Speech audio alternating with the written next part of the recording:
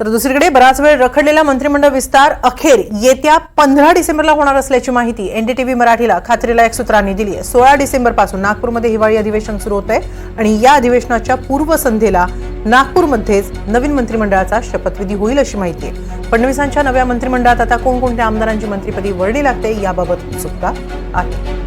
या संदर्भात अधिक माहिती घेऊया आमचे प्रतिनिधी सागर कुलकर्णी यांच्याकडून। सागर, 15 डिसेंबरला शपथविधी होईल नव्या मंत्रिमंडळाचा असं समजतंय, मात्र दुसरीकडे खाते वाटपाबाबत अजूनही शिवसेना असेल किंवा इतर घटक पक्ष असतील यांच्यात चर्चा सुरू आहे। काय नेमकं घडतंय?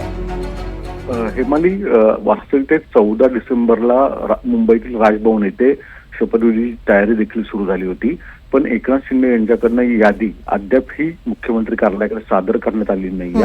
एकनाथ शिंदे यांच्यामध्ये कुणाला मंत्री करायचं यावरनं प्रचंड अंतर्गत इच्छुकांची गर्दी आहे आणि शिंदेची डोकेदुखी झालेली आहे। अशा परिस्थितीमध्ये आता शिंदेकडे या संदर्भातली बैठक रात्री उशिरापर्यंत चालेल असं म्हटलं जातं, पण जी माहिती मिळते त्यानुसार राजभवन नागपूरला 15 डिसेंबरला शपथविधी होईल असं सांगण्यात आलेलं आहे आणि नागपूरच्या राजभवन येथे तशा स्वरूपाच्या सूचना देखील देण्यात आलेल्या आहेत। तिथे तयारी करण्याच्या सूचना सुद्धा मुख्यमंत्री कार्यालयाकडून देण्यात आल्याची माहिती उपलब्ध होती। दुसरी गोष्ट म्हणजे नागपूरमध्येच शपथविधी जर झाला तर विदर्भामध्ये मधल्या मुख्यमंत्री आणि त्यांच्याच भागांमध्ये हा शपथविधी सोहळा पहिल्यांदाच होईल या गेल्या काही कालावधीमध्ये, कारण यापूर्वी जर झाला असेल तर त्याची फारशी लोकांना कल्पना नाही या।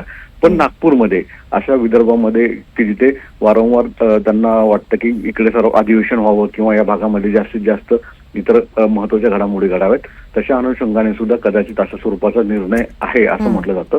पण शिंदे यांची शिवसेनेची यादी अद्यापही न जाणं हे त्यातलं प्रमुख कारण मानलं जातंय, कारण की सर्व तिन्ही मित्र पक्षांची यादी दिलेली जाणं आणि ती अंतिम यादी मंजूर होऊन परत ती राजभवनकडे जाणं ह्या सगळ्या गोष्टी आहेत। त्यात महाराष्ट्राचं अधिवेशन नागपूरचं सुरू होतंय।